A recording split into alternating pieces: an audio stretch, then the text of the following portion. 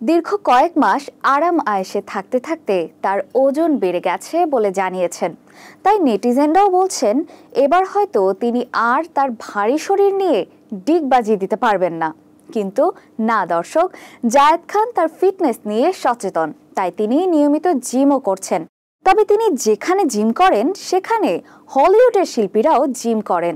চলুন দর্শক দেখে আসি ডিগবাজি বয় জায়েদ খান কোথায় জিম করেন।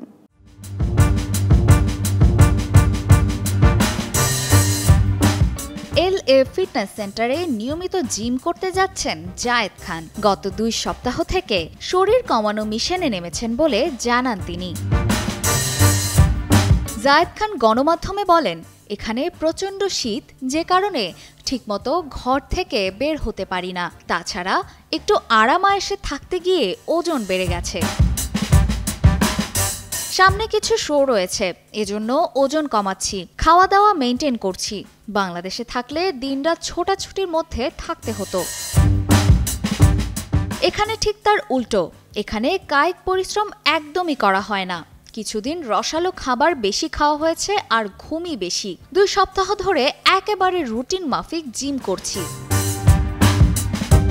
আমি যেখানে জিম করি এটা লস অ্যাঞ্জেলেস ভিত্তিক। হলিউডের শিল্পীরাও জিম করেন এখানে। আরেকটা শাখায় ম্যানহাটনে যারা রেসলিং করে তারা জিম করে।